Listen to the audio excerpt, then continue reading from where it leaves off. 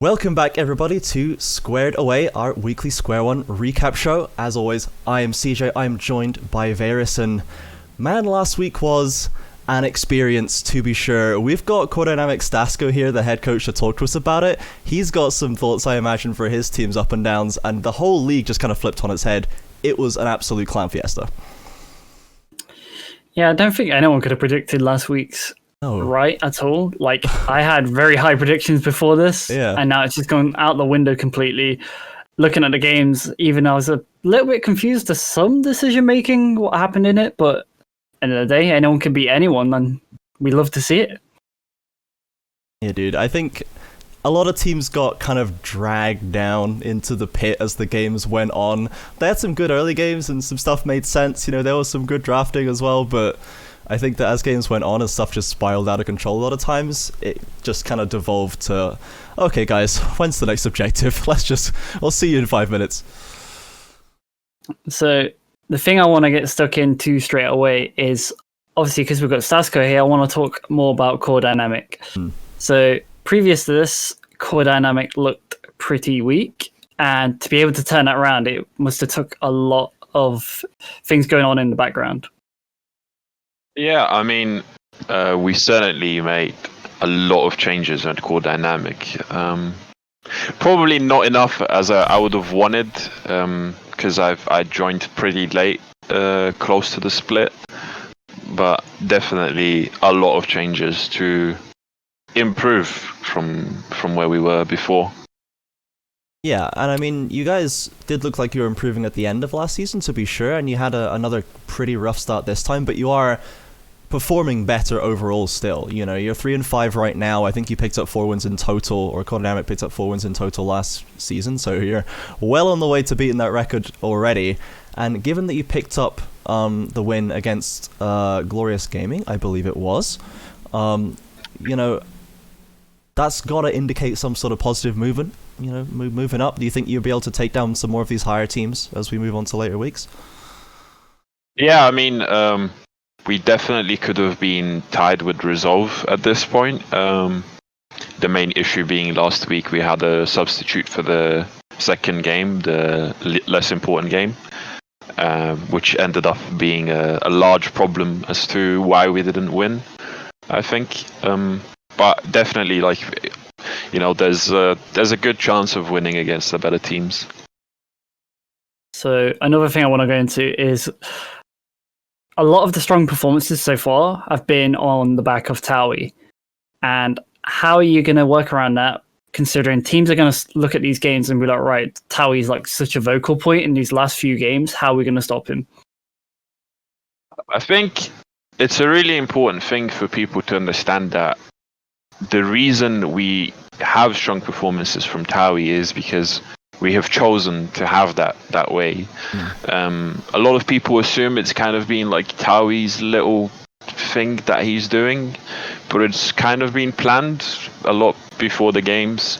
Like, we do expect those performances and we kind of go for them. It's not like we have to go for them, but when we do have the ability to, and when we know we can, we do. So I think it's a misunderstanding that we do need to depend on Towie, because there's a lot of people in the team that we can depend on. You know, we have Vaeris. If Ivan isn't banned, you already know that Vaeris will be performing incredibly well. You know, if we have a game like that, we have, you know, Lucker on mid lane with a couple of wildcard champions that he performs well on. So I definitely don't think it's purely Towie unless we want it to be that way. Yeah, more like Nazgul last season, where like the whole of Split Raiders had things to offer, but they just chose to put it all into Nazgul top lane because he was an insane top laner. And now core dynamic, you're choosing to put the resources into Towie on this Darius, on the Kled, the Wukong, and he's gonna carry the games if you give him the chance. Yeah, I mean, I think it's really important as well. Like, when we had the start of the interviews and stuff, and we did say we hinted at it. We'd said the Forger's closed for a reason. Yeah.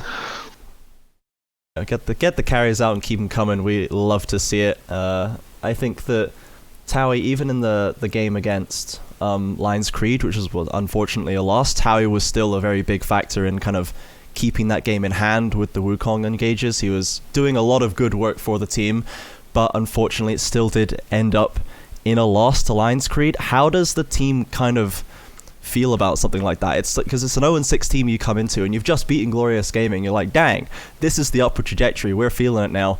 And then you have a game like that stretches so long, Ocean Souls, Barons, like, and it still falls apart. Like, I don't know. It's got to be tough to come back.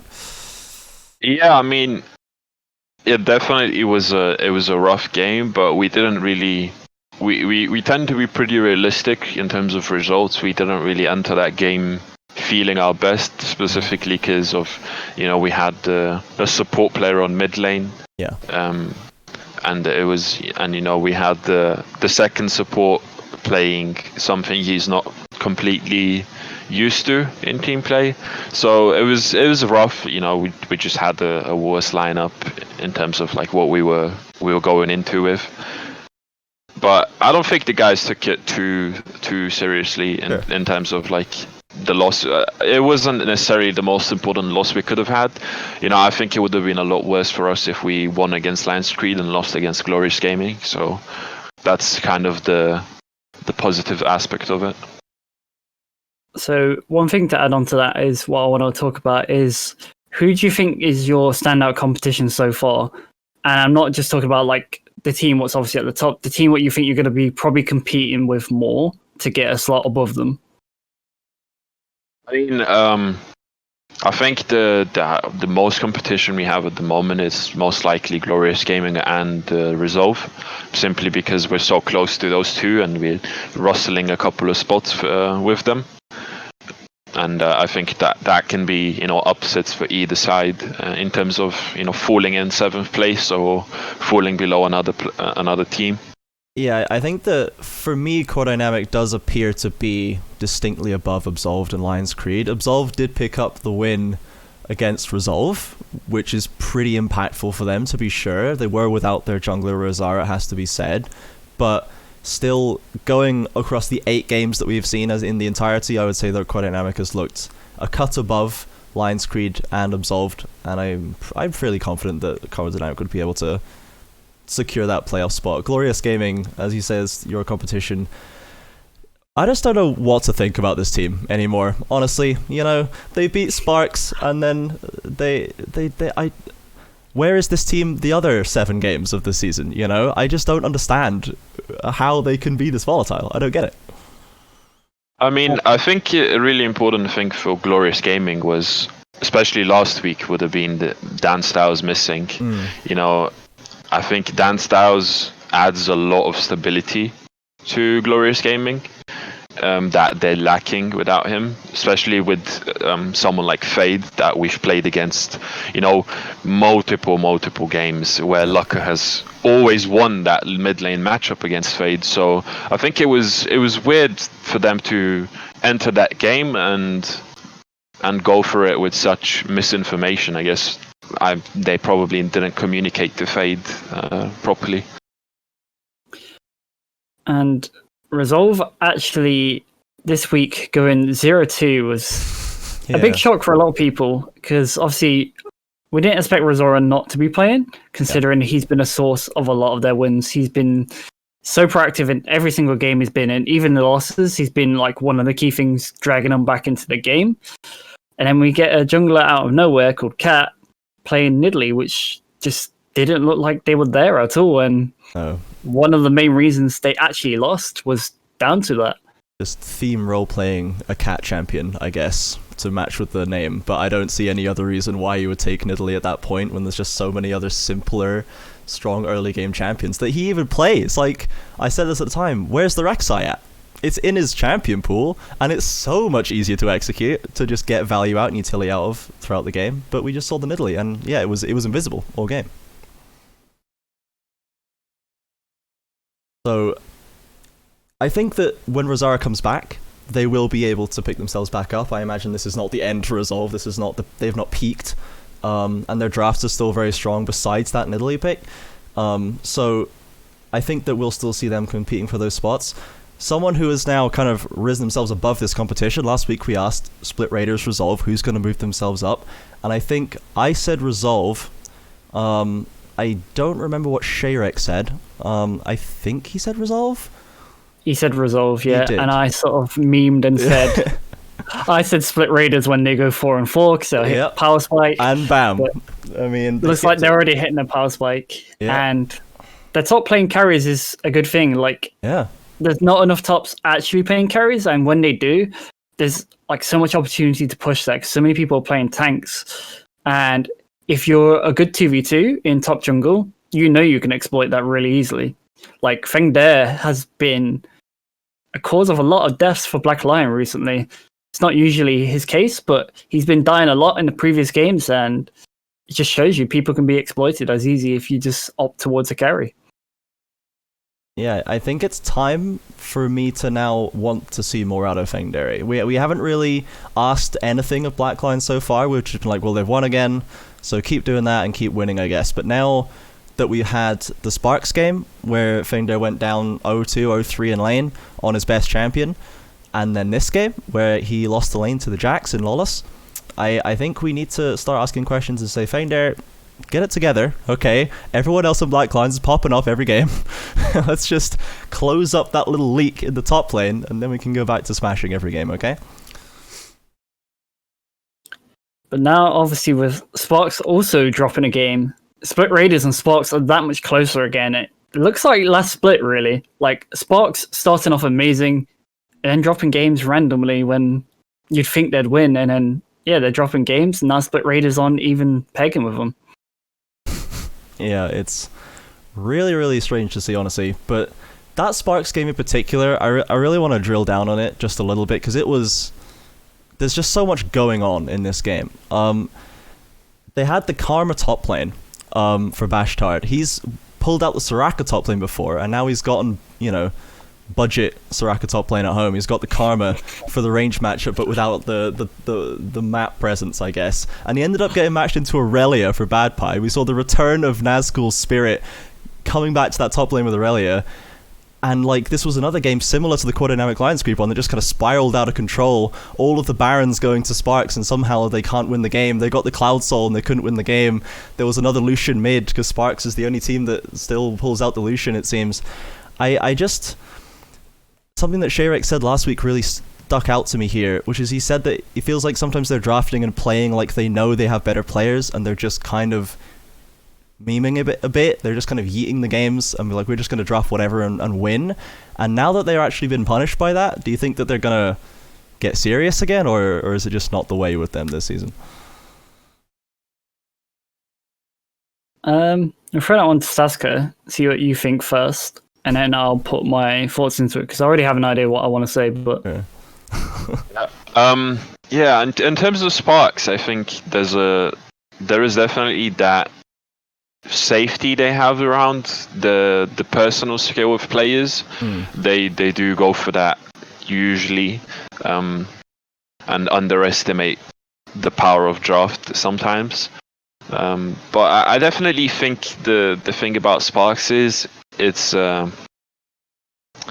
they need that necessity to win. They need that from behind position for them to actually feel the pressure of performing as well as they should be, because I see no other way than Sparks, Split Raiders and Black Lions being top 3.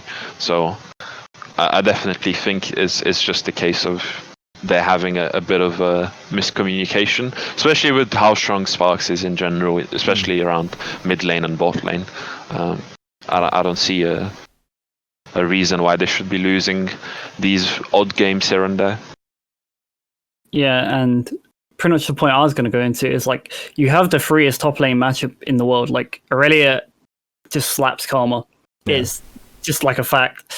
And even the enemy team didn't even opt to ban it, so you got it for free. You got the winning matchup, and it just went nowhere. You got a few kills, and then just looked like there was what do we do now, guys? And they looked a little bit lost. Yeah.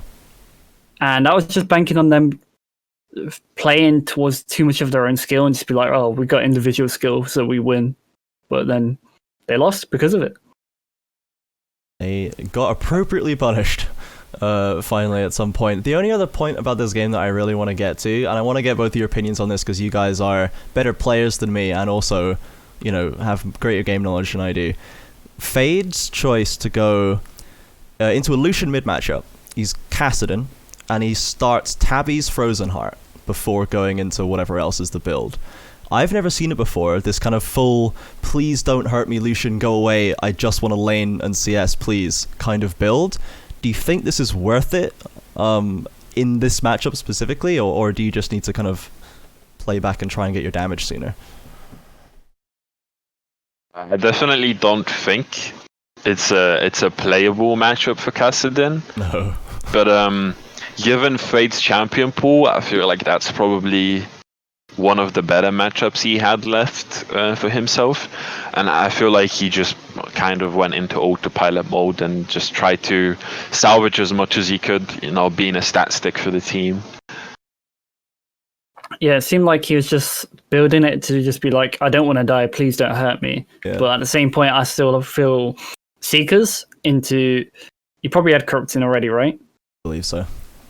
Yeah, I think it's necessary for him to start it. Yeah. Corrupting Dark Seal, Seekers. That's all you need to do. And just play for ganks, because otherwise you're going to lose CS anyway. Like, that's going to happen regardless. You're going to have fleet footwork as well. You just want to sustain and get to your power spike. You're going to have to sack CS. It's just a lane. Yeah, and I mean, he got there in the end. The team got there in the end, off the back of some questionable plays from Desrin, perhaps. A lot of weird positioning in that game, but yeah, they got there in the end of the Kassadin just still being that, well, we've gotten to 35 minutes and we haven't killed the Nexus yet, so unlucky, lads. Now we're popping off. And that was all they wrote, unfortunately for them. So shall we jump on to winners and losers? Because we've gone over the results a fair bit. The only other thing I want to mention about results, it's... Actually, I'll go into that in a second. I'll do my winner first when we jump over. Okay, right. Let's get straight over here then. And like, if you've got your winner ready, then let's hear it. Let's go straight into it. It's straight away going to be Lolus. Yes. The guy hasn't really had the opportunity to be playing these carries yet, and the first chance he gets to it, he just slaps both matchups. Yeah. Very hard. And the Camille performance especially stood out to me. His flanks were pretty much perfect, and his use of Hex Tech Ultimatum was also perfect. He never ulted the wrong target, and because of that, he would always push one into his team and then keep the other one in his ultimate. And it was just really good usage. Usually when I've seen that used sometimes in the past, people have ulted the wrong target, sent the other one flying away from the team, saved them by accident, but still kill one. So Lolus had an amazing week and popped off. So yeah, he's my winner. Yeah, he had a absolutely nuts one. I just love seeing the Camille back, dude. I think that champion is just nuts. So I love to see it back in Split Raider specifically from the work that Nazgul did it on last season. And I just think this champion is crazy impactful and can be so versatile. Like the flanks this guy was getting off are devastating. It's one of them champions, if you put the time on, there's no limit to what you can do. She's good for team fights, she's good for splitting, so she does everything you want her to do. And she comes deceptively tanky because of a passive and Death Stance later on in the build, and even Sterix. So she basically does everything you need. You just need to get past that few early levels and get a bit of gold in your pocket. When's the Towie Camille coming in, Stasko? When's it happening? I think we're definitely thinking about Camille. We're definitely thinking about it, but I really can't say. I'm not sure. We have to see. They will keep leaving Kled open. Then there's only one choice, right? No, definitely not. I think people are really overestimating how much we want Towie to play Kled. It's not as priority as people really imagine it to be. It's probably Towie Kled is probably just Flamey Vladimir, the same thing. Where like we were like, he just plays it every game and he's so good on it every time. He must want to play it, and they're like, no, he's just happens, isn't it? Well, the thing is with Kled, which you was literally mentioning, is he's actually harder to fit in a draft than people think. Because of his playstyle, sometimes he can actually disrupt an entire draft. So him being there as basically a band bait is actually so good for your team as a whole.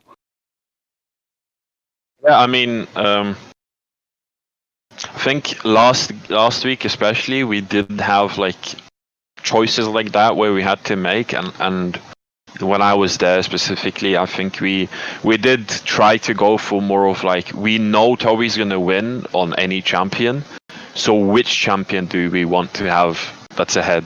Yeah. And that's the game where we picked up the Mordekaiser, and the Mordekaiser just was just all over the place, just doing crazy stuff, instead of the Wukong, because Wukong is kind of similar to Kled in the sense of like, you know, it's just go in, engage, roll damage, you know, but we wanted the utility from Mordekaiser, and that's what we kind of settled for. So it's more of like, we just know he's gonna do fine. It's more about like, what champion do we want to have ahead in the team? Absolutely. Okay. I'm going to go straight over to my winner here. And my winner for this week is Svaho, specifically the Split Raiders owner, because he came on here on episode 3 of Squared Away, and he defended his team against us. And honestly, you know, we weren't really convinced by them yet. We'd seen some shaky performances. They were, 2-2 at that point, you know, or maybe they were 4-2, I don't remember, but like, they weren't the Split Raiders we remembered, and we had a lot of questions about this team, and Svaho came in and told us that no, it's fine, like, these aren't actual problems, we are a strong team, and we are going to get up there. And then they came back, they got the 2-0, they smashed it, and they took down Black Lion, the undefeated team, and they looked absolutely monstrous doing it. It was a clappening, to be sure. So I think that Svaho's got to be laughing. I know he was laughing in the Twitch chat and chatting to me about it, targeting me in the Twitch chat a little bit to be like, you know, oh, sorry guys, so Flamey Vladimir, lol, one trick. But yeah, I think that he's got to be super chuffed with his team performance now. Yeah, I think you pretty much summed up. There's not really a lot more to say on it. Yeah, the match against Resolved as well, especially, they even went against Volibear Wukong, which is really hard to deal with in team fights, especially. That combination together is pretty volatile and very scary. And they just look stronger every time. Wukong got multiple man knockouts, but Split Raiders just played the team fights better and better in each fight. And yeah, looking stronger as a team and coming out strong. See that now they're pretty much heavily in that discussion for favourites to win. I think they've joined Sparks and Black Lion at the top, and see if they can keep that performance up. Let's go over to your winner, Stasko. You know, I always have to say Towie. It's always Towie. He's always a winner in our hearts. It's always Towie. He is just looking so consistent now on these champions, and as you mentioned, the Mordekaiser coming out, like, he's redeemed the Mordekaiser pick from last split. He's got the carries, like, he's got the APs and the ADs. You can't ban this guy out. You know, he's just looking stronger every week, honestly. Yeah, I mean, we've added a lot of things to, I think, the Towie package, you can say, and it's kind of turned into this thing of like, you either worry about him or it goes really well for us. So, and a lot of teams try to ignore it, and it tends to, I think, backfires pretty easily if you try to ignore Towie. Yeah, for sure. He will punish you very hard as soon as you turn your back. Okay, let's go to Vaeris. Drop your loser for us. Sparks. Pretty much. I bet we've seen this one coming, but yeah, Sparks were my loser for this week. I don't feel like they should have dropped any games.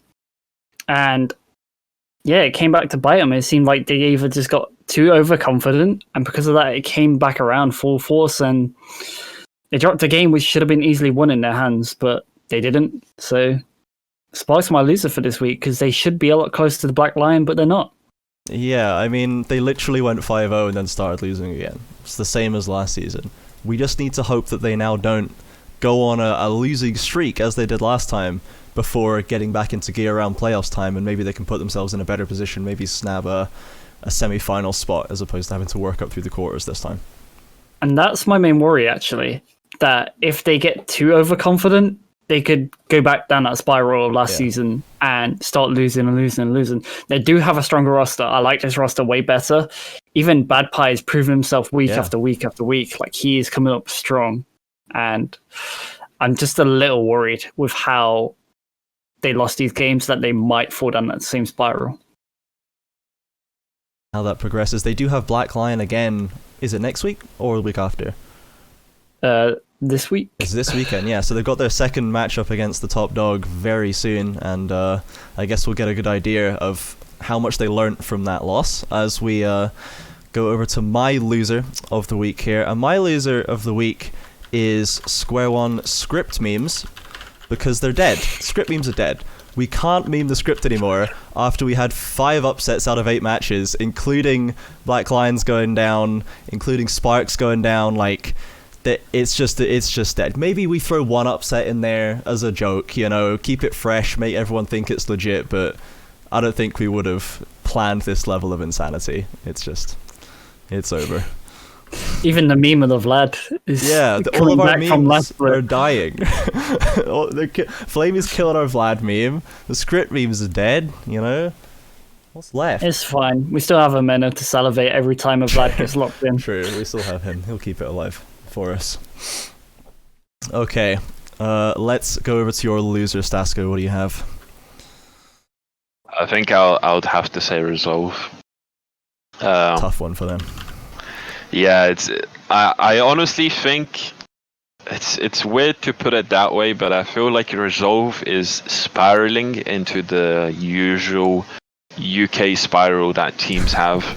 Coming in with I know it's quite common. I feel like for teams from the UK to underperform on the national scales. It's kind of that mix of just doing really well and then going back down and having those ups and downs, which I feel is probably to do with the coaching that those teams get usually. This hits on so many levels, because it can even it's relevant to even other things as well. It's relevant to football, it's relevant to other things. I'm just starting we're just a cursed culture, man. We can't get it done. We just look so good until the big moment, and then we can't get it done. Absolutely shocking performance by the UK as a whole. Dang it. We're a UK heavy league, I believe, as well. I think the most common nationality of teams in our league is UK.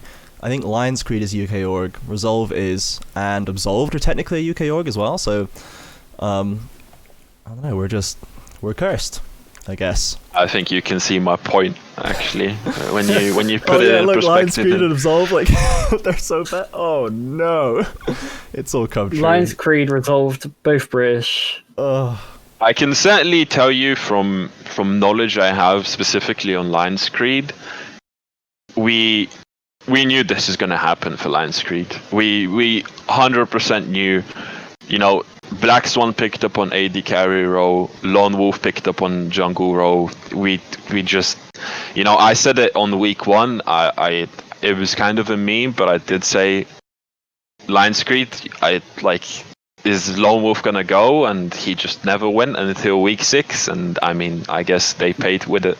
Yeah, it's not been the hottest of seasons. I think the teams, I'm trying to remember which teams that the casters were looking at and being unsure of. Lions Creed was one and Absolved was one, just because we had no idea what their rosters were, and they'd lost all of the players that we knew were good from those teams didn't seem to be there anymore, so we just had no faith in them. And then Resolve, because they had quite low elos, we were just like, well, how good can these players be? Like, when they go up into lane against your Nafkalas and your Evil Yokais and your Towies, are they not just going to crumble?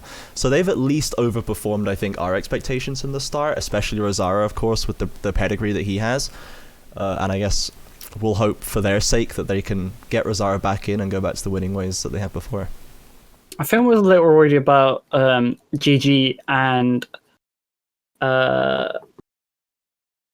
Absolved. It went out of my mind then. Yeah. GG and Absolved, because GG looked good at the end of last split, but at the same point, despite him looking good, Checkered kept getting caught. So it was like, wait, this is like such a win condition for any team, like just catch Shady carry. Walk up to Checkered and he will come to you. Yeah. And it's still looking like a similar issue right now, that Checkered positioning is actually punishing himself and his team. And Absolved are struggling to find identity still, despite coming out 1-on-1 in this week.